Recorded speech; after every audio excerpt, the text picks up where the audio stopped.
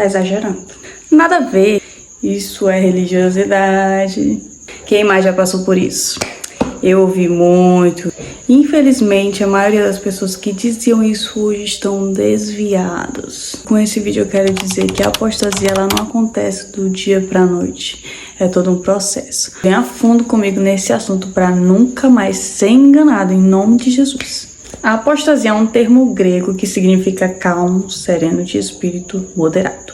Apo em grego significa longe, quer dizer longe. Longe de. Apóstolo, aquele que é enviado para longe. Apostasia significa ruptura, aquele que vai embora, abandona e vai para longe.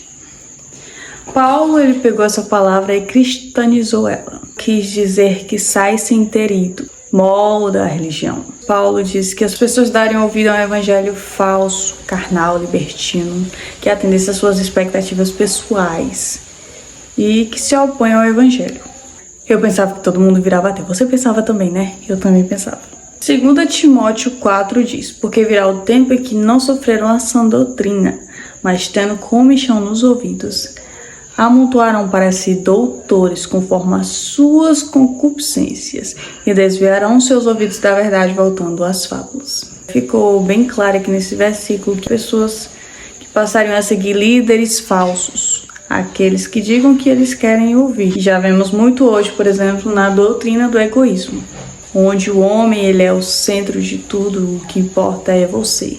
Faça o que te faz feliz, seu corpo, suas regras, divórcio por vaidade. Você não se sente mais feliz com aquela pessoa, deposite toda a responsabilidade sobre ela e termine, seja vítima. A vida é muito curta para perder tempo com uma pessoa só. Ou como vemos muito também, que é, por exemplo, você vai na igreja hoje e a pessoa não gosta do que o pastor falou. O que aquela pessoa faz? A maioria, vai embora. As pessoas não aguentam ouvir a verdade. Quando escutam algo que o pastor fala que incomoda elas vão se embora e elas não querem saber se Deus quer que você continue naquela igreja. Não. Também tem aquelas pessoas que dizem que não vão para a igreja porque na igreja tem gente assim, tem gente assado. Você não tem que ir para a igreja pelas pessoas, não. Você tem que ir para a igreja por Deus. Mas vamos lá, né? Isso aí já é outro assunto. 1 Timóteo 4. 1 Timóteo 4. Ora, o Espírito Santo expressamente diz que nos últimos tempos alguns deixarão a fé, dando ouvidos a espíritos enganadores e doutrinas de demônio. Como já deixei bem claro, crescimento de uma igreja falsa para seguir a mentira. É abandono da verdade, dando ouvido a doutrinas de demônios. E ele deixa bem claro essas doutrinas de demônio, que são as fábulas. Ele descreve como fábulas. E as fábulas / mitos, que a gente já aprendeu já lá na escola, nos primeiros anos, a gente aprende o que é fábulas. E fábulas são fantasias, são coisas que não existem. Paulo quis dizer que as pessoas substituiriam o evangelho por suas próprias fantasias. E isso já acontece hoje em dia, sabe? Não é algo que vai acontecer. A apostasia ela já está acontecendo agora. Mas eu sei que aí afora no mundo muitas pessoas praticam, infelizmente, coisas que não deviam ter na igreja cristã evangélica. Mas acontece sim. Por exemplo, pessoas que creem em Iemanjá, energia. Quando você entra num ambiente tem energia, nós que somos espirituais, nós sabemos o que é essa energia. Orixá, espiritismo, signos, principalmente os jovens mais novos, por exemplo, adolescentes, eles costumam acreditar muito em signos porque não tem uma referência em casa que se preocupe em ensinar sobre essas coisas. Pessoas que acreditam em arquétipos, que o universo comanda a sua vida, acreditar que pode falar com mortos ou como se os mortos estivessem soltos aí pelo mundo perambulando, ou que acreditam que um morto pode interceder por você. E, gente, a Bíblia ela condena todas essas coisas. E a palavra do Senhor diz que o povo perece por falta de conhecimento. A Bíblia ela deixa tudo muito claro sobre essas coisas. Se você ler a Bíblia e ainda tem umas dúvidas sobre essas coisas, converse com seu pastor, converse com seu líder, pesquise no YouTube, ou vem aqui falar comigo que eu vou ter prazer de ajudar com isso. Ó, e tu pega a tua Bíblia aí, vem, tu vai confirmando comigo. Tu não pode estar dando ouvido também a qualquer pessoa que tu escuta na internet não, viu? Principalmente se for a palavra de Deus. Tu tem que pegar a tua Bíblia, abrir e ver se tá certo. Vigia. Vigia nessa terra. Agora tu pausa esse vídeo e vai pegar a tua Bíblia e vai pesquisar o versículo para tu aprender comigo. Amém? Tito 10. Porque há muitos desordenados, faladores, vãos e enganadores, principalmente os da circuncisão. Desculpa, gente, minha língua nova. Tô aprendendo. Tô destravando minha língua ainda. Agora nós vamos para 1 Timóteo 4, versículo 2. Pela hipocrisia de homens que falam mentiras, tendo cauterizado a sua própria consciência. Essa parte de consciência, com ferro quente, eu fiquei meio assim na dúvida e eu fui pesquisar para entender melhor o que ele queria dizer. E aqui nós vamos aprender a história. O ferro em brasa é um ferro de passar roupa, que utiliza brasas quentes como fonte de calor. A história atribui muitos aos chineses a criação do ferro de passar brasa. A peça possuía um cabo de marfim utilizado para movimentar a taça sobre o tecido. Em outras traduções também tem a mente cauterizada, e eu também fui pesquisar sobre isso, porque a gente entende, mas a gente não entende completamente. Você tá entendendo o que eu tô dizendo, né? Você tá entendendo, mas você sabe que eu tô... Você tá entendendo, mas não é entendendo completo. Mas você tá entendendo, mas você não sabe. Mas se eu pedir pra você explicar, você vai ver que você não sabe explicar. Porque você entendeu, mas você entendeu do jeito que você não sabe explicar. Então eu fui pesquisar que era exatamente a mente cauterizada.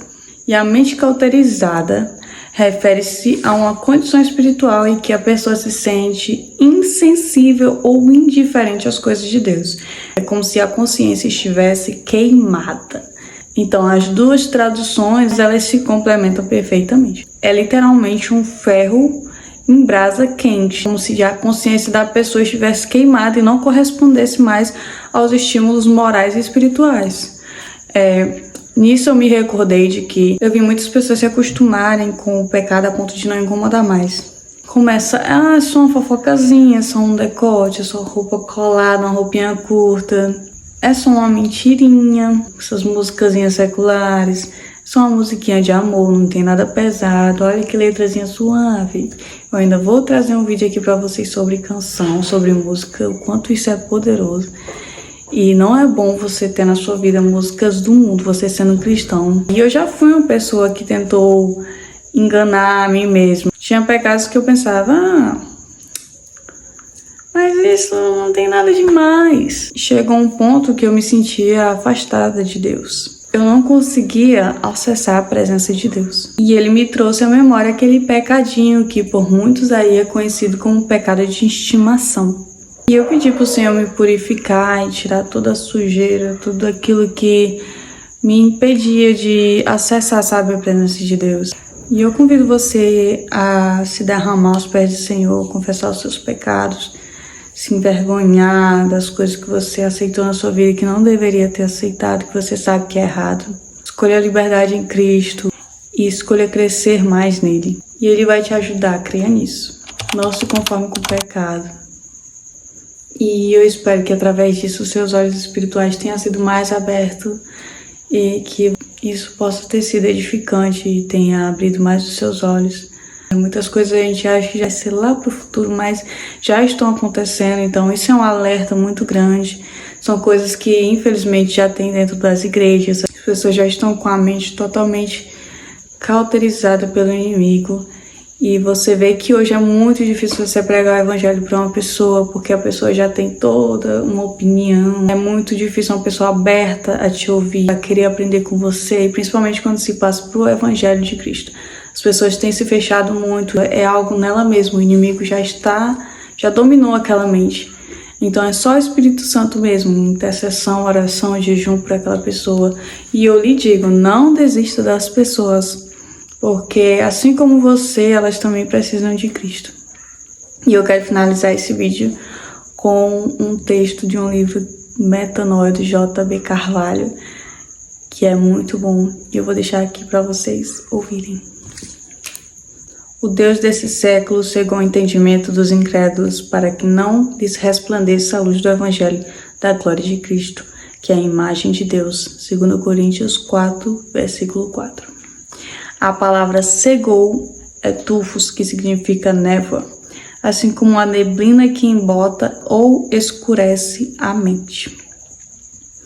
Por isso Paulo diz que devemos ter os olhos do coração iluminados. Por isso a chamada de Jesus e dos apóstolos sempre foi o arrependimento, ou seja, a metanoia. O arrependimento esfacela ou destrói essas pedras. A cegueira advém de uma rigidez mental. Pessoas saudáveis interpretam contextos amplamente. Pessoas enviesadas pensam em formatos e fórmulas. Assim desenvolvem padrões rígidos de respostas. Essas pessoas adquirem uma lógica, um viés, uma viseira, uma perspectiva fechada da realidade, ou ainda pior, um engano no qual fundamentam suas vidas. Essa mentalidade rígida faz com que essas pessoas só respondam dentro de um esquema cartesiano.